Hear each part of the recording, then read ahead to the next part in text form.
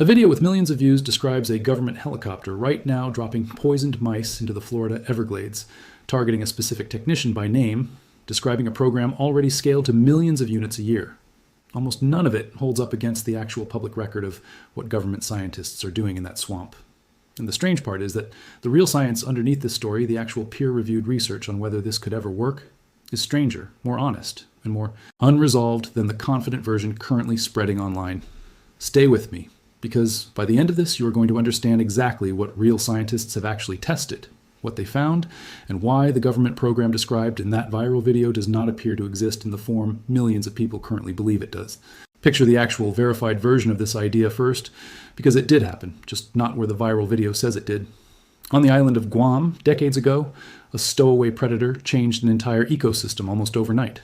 The brown tree snake, native to parts of Australia and the South Pacific, arrived on Guam sometime around the end of the Second World War, likely hidden in military cargo, and found itself in a place with no natural predators and an abundance of naive, ground-nesting and tree-nesting birds that had evolved with zero defense against a nocturnal tree-climbing constrictor. The snake is not especially large by constrictor standards, rarely exceeding a few feet in length, but it is an extraordinarily efficient climber, capable of working its way up utility poles into rafters, along power lines, and through forest canopy with equal ease, hunting in total darkness, using senses honed for exactly the kind of small, sleeping, tree-dwelling prey Guam's birds represented. By the 1980s, that mismatch had produced one of the most severe documented bird extinctions of the modern era on a single landmass. Multiple native bird species vanished entirely from the island. The forest went physically silent in a way visiting biologists described as deeply unsettling. A jungle canopy with no birdsong left in it at all. An eerie, specific kind of quiet that field researchers still reference decades later as one of the starkest single illustrations of what an unchecked invasive predator can do to an isolated ecosystem. Beyond the ecological toll, the snakes caused real, repeated expensive damage to Guam's power grid, climbing into electrical infrastructure and triggering island-wide outages, which meant the problem was never purely academic. It touched daily life for everyone living there. United States Department of Agriculture researchers, working for years to find a scalable way to fight back against a snake population too dense and too well camouflaged for traps and hand removal to meaningfully reduce, eventually landed on something almost absurd in its simplicity.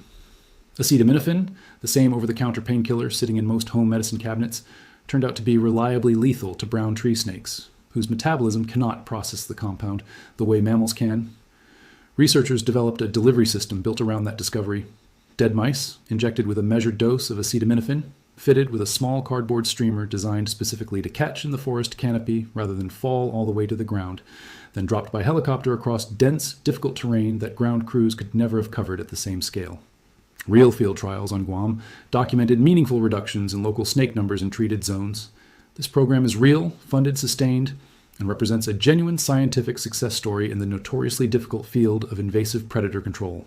And it is exactly that real success story that appears to have been picked up, reframed, and relocated into the Everglades in a version of events that, once you actually go looking for its sourcing, starts to come apart.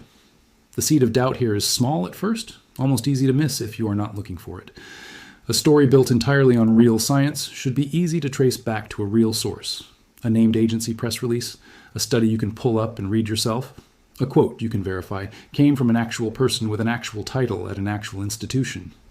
This particular story, as it exists across the videos and articles currently spreading it, is oddly difficult to trace back to anything like that at all. Here is the official story as it is currently being told, and it deserves to be laid out fully and fairly before picking it apart, because the underlying science it borrows from is completely legitimate. Burmese pythons have devastated Everglades mammal populations for over 2 decades, a crisis backed by real, rigorous, peer-reviewed research showing declines exceeding 90% in several once common species. Conventional control methods, hand removal, licensed hunting programs, trap trials have made only a limited dent against a population now estimated in the hundreds of thousands, spread across terrain so dense and so difficult that ground-based searching alone will likely never catch up. Given that gap between the scale of the problem and the scale of available tools, it is entirely reasonable that scientists would look at Guam's real acetaminophen success and ask an obvious follow-up question. Could the same basic mechanism work here? That question is not naive, and treating it as if it were would be unfair to the researchers who have genuinely investigated it. Burmese pythons and brown tree snakes are both, broadly speaking, members of the same reptile lineage facing broadly similar metabolic constraints, which makes the biological hypothesis worth testing in a controlled setting rather than dismissing outright. Juvenile pythons specifically do hunt small rodents in ways adult pythons, which move on to deer and larger prey, generally do not, which means a rodent-based bait genuinely could, in principle, be engineered to selectively target the age class of python that matters most for long-term population growth, the future breeders, rather than adults that removal programs are already better equipped to handle. None of that reasoning is fabricated. It represents exactly the kind of careful, hypothesis-driven thinking legitimate wildlife toxicology is supposed to produce. And it is exactly why a real study was eventually conducted to test it directly, rather than leaving the question purely theoretical. It is also worth understanding why the scale of the underlying problem made researchers willing to take a hypothesis like this seriously in the first place, rather than dismissing it as too exotic to pursue. Conventional python removal in the Everglades faces a genuinely brutal set of physical constraints. The terrain itself, dense sawgrass, standing water, near impenetrable brush, limits how much ground human searchers can realistically cover, and the snake's camouflage is good enough that even experienced hunters walking directly past a resting python in daylight regularly miss it entirely. Against that backdrop, a tool that could, even in theory, be delivered from the air across terrain no ground crew could ever fully search represents exactly the kind of scale. Jump! Serious wildlife managers are professionally obligated to at least investigate, even if the eventual answer turns out to be no. Here's where it starts to fall apart, because once you go looking for the actual data behind that real study, it does not say what the viral version claims it says. A real, peer-reviewed study did test acetaminophen specifically as an oral toxicant on juvenile Burmese pythons, alongside a second invasive predator, the Nile monitor lizard, both established in South Florida, and both genuine targets of ongoing control efforts. Researchers dosed captive specimens under controlled laboratory conditions and measured the results directly, rather than guessing based on the Guam precedent alone. This is real science, conducted by researchers working specifically on Florida's invasive reptile problem, published through standard peer review. Now look closer, because the study's own conclusion is the part that almost never makes it into the viral retelling. The published abstract states plainly, in its own words, that toxicants are not currently a viable option for control of Burmese pythons. Not yet scaled, not still being refined. The researchers' own stated bottom line at the time of publication was that this approach was not currently viable as an actual control tool. That is a strikingly different note to end on than a video confidently describing helicopters dropping millions of treated mice across the Everglades as an active, ongoing government operation. Here's where it gets stranger.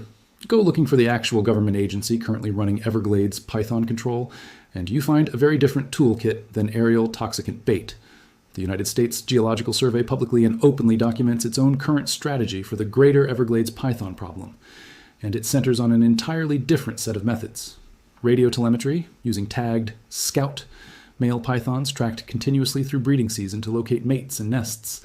Environmental DNA sampling, detecting trace genetic material in water to map python presence without ever having to physically find one. Genetic analysis aimed at eventually supporting biocontrol approaches, and structured trap trials testing live bait attractant designs.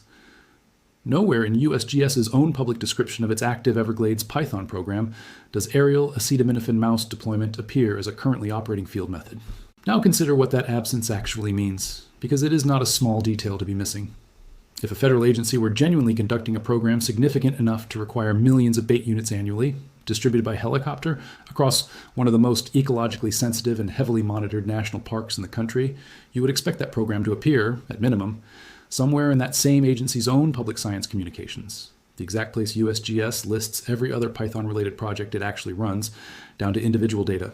Wrote publicly, in his own words, that the current norm is that central bank swaps are used to fund dollar lender of last resort type activity, not intervention. Think carefully about the distinction he is drawing there. Historically, tools like this one were understood to exist for genuine financial emergencies. Moments where a foreign banking system desperately needed dollars simply to keep functioning, to prevent a full-blown liquidity crisis from spiraling out of control. Using that same tool specifically to help a government actively manage and defend the day-to-day trading value of its own currency is, according to at least one experienced former Treasury insider, a meaningfully different and arguably new use of the exact same machinery. This is not chaos, and it is not necessarily reckless, but it is, by the account of people who have actually worked inside this exact system, a genuine shift, a redefinition, happening quietly, without a formal announcement, without a vote, simply through the accumulated weight of how these tools are actually being used in practice, month after month, in 2026. And this is precisely where a second, equally important thread of this story enters the picture, because analysts studying this exact situation have noted something worth sitting with directly. Masahiko Liu, a senior macro strategist at State Street, observed that the signal sent by publicly highlighting Japan's access to this Fed facility may be bigger than the intervention itself. Here's where it gets worse for anyone trying to keep this story simple.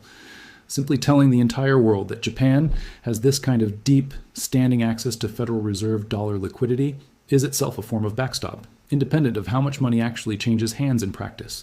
It tells every trader, every institutional investor, every central bank watching from Beijing to Frankfurt to London that Japan is not facing this currency crisis alone, that the world's most powerful central bank stands quietly behind it, ready to help, whether that help is actively used tomorrow or simply held in reserve as a signal of confidence.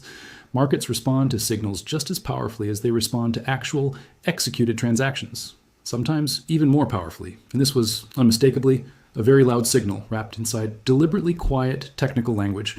Now, why does any of this actually matter beyond Japan's own borders, beyond a single currency pair that most Americans rarely think about in their daily lives? Because analysts have been warning, consistently and specifically throughout 2026, that Japan's currency troubles are directly connected to something with much broader global consequences: rising bond yields. Japanese government bond yields have climbed to multi-decade highs this year, driven by the exact same underlying tension we discussed earlier. A government eager to spend heavily colliding directly with markets growing increasingly nervous about how exactly all of that spending gets paid for over the long run. Analysts at both ING and State Street have specifically warned that if the yen continues weakening, it could trigger further selling of Japanese government bonds.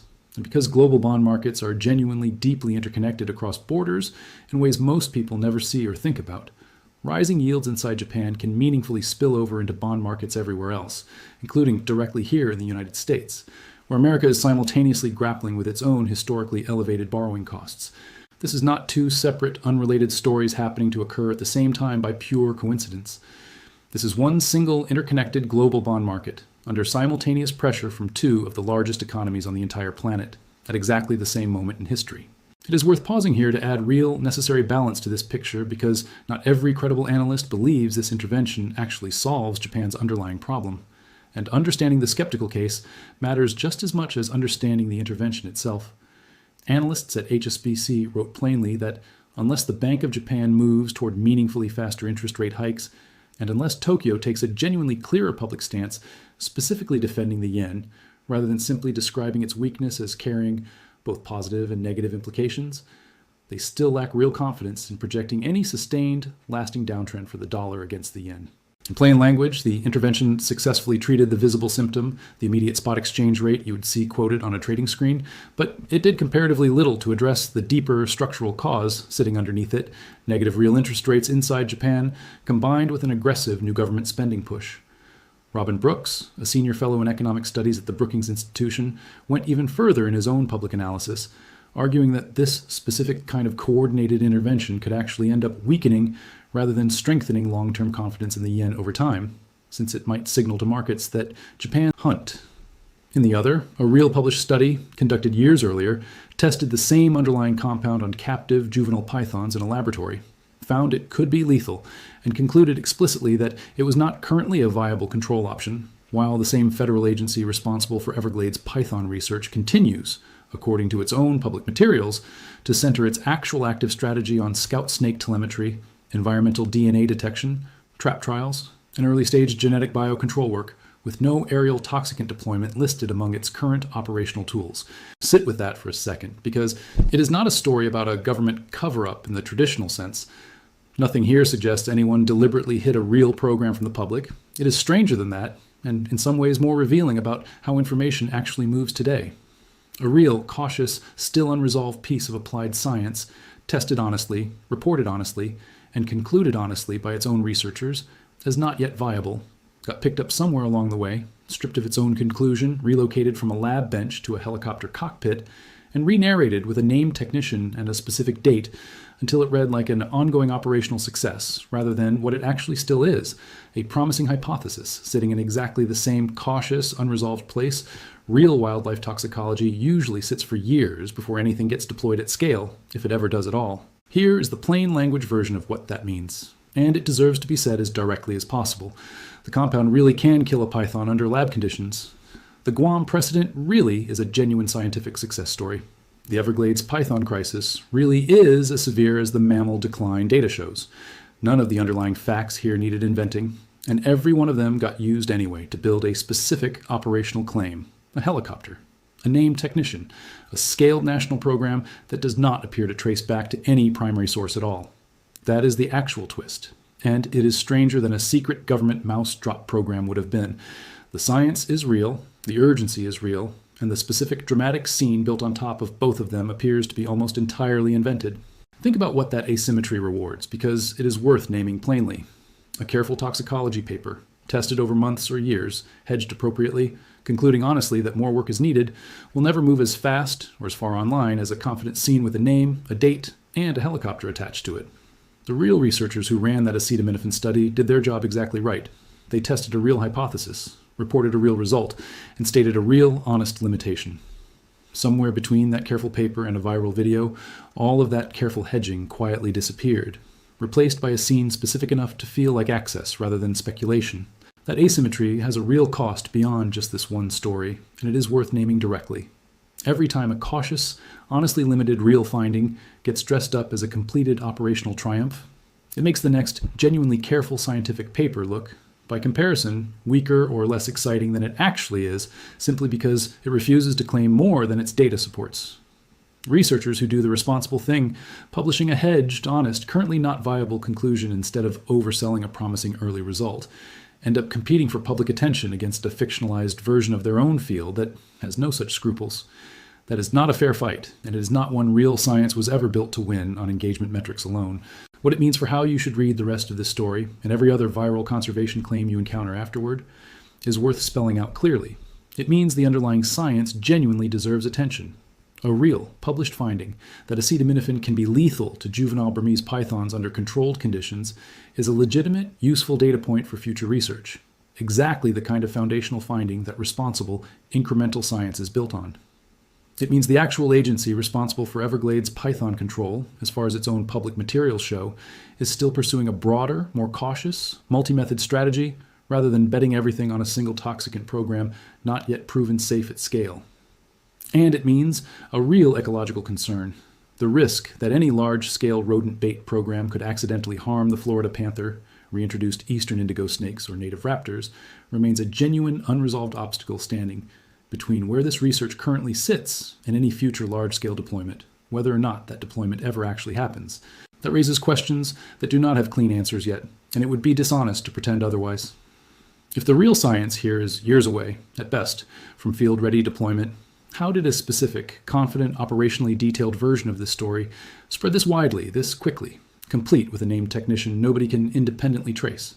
How many other viral wildlife management stories are built the same way, taking one real, cautious, peer-reviewed finding and re-narrating it as an already operating program, simply because a completed action always reads as more dramatic than an ongoing hypothesis? And practically, if and when a genuine small-scale field pilot of this approach is eventually attempted in the Everglades, assuming the ongoing research someday clears the non-target risk hurdles it currently faces, will it be reported with the same careful, hedged honesty the original laboratory study used, or will it too eventually get separated from its own conclusions, the same way this earlier research apparently already has? There is also a quieter, more uncomfortable question worth sitting with, one that has less to do with pythons specifically, and more to do with how anyone watching this is supposed to evaluate the next wildlife story that crosses their feed. If a claim this specific, this operationally detailed, this confident in its name details, can circulate this widely without ever being traceable to a single agency statement or primary research source, what does that suggest about the actual verification standard most viral science content is being held to before it reaches millions of viewers? That is not a rhetorical flourish. It is a genuinely open question about the information ecosystem all of this is moving through, and it does not resolve just because one specific claim about mice and pythons happens to get checked. There's a bigger pattern worth naming before we close this out. We keep assuming that a story specific enough to include a name, a date, and a precise operational detail must be true, because inventing something that's specific feels like it should require more effort than it actually does. Real science almost never arrives prepackaged that way. It arrives hedged, incomplete, honestly limited by its own authors, exactly like the actual acetaminophen study did. The version of the story that respects that hedging, the one where a real compound showed real promise in a real lab and real agencies, are still years away from deciding whether it is safe enough to use in a living, functioning ecosystem, is a slower, less shareable story than the one with the helicopter and the named technician. It is also, as far as the verifiable public record currently shows, the one that is actually true. That distinction between a story built to be shared and a story built to be accurate is not always visible at first glance, and that is exactly what makes it worth training yourself to check for. The confident version and the honest version can describe the exact same underlying science, use many of the same real facts, and still arrive at completely different claims about what is actually happening in the world right now. Learning to tell them apart does not require special expertise. It requires exactly what this investigation required: reading past the first dramatic sentence, finding the primary source, and checking whether the confident claim actually survives contact with it. Run it back one more time. A real, documented conservation success on Guam, using acetaminophen-laced mice to fight an invasive snake in an ecosystem that had already lost most of what could be harmed. A real, peer-reviewed laboratory study testing that same compound on juvenile Burmese pythons, finding real lethal potential and concluding honestly that it was not yet a viable field tool. A federal agency whose own public Everglades python strategy, as of the most recent available information, centers on scout snakes, environmental DNA, traps, and genetic research, with no aerial toxicant program listed among its current active methods. And layered on top of all of that real, careful, honestly hedged science, a specific, confident, widely shared story about a helicopter, a named technician, and millions of mice that does not trace back to any of it. So here's what I want to know from you. If a story this specific, with a name and a date attached, can spread this far without ever connecting to a single verifiable primary source, how many other viral government secret stories have you already accepted the same way? Tell me in the comments. I read every single one. And if this one made you want to double-check something else you have seen recently, wait until you see what actually happened when researchers went back and checked another viral wildlife story making the rounds right now. That one's next. Go watch it.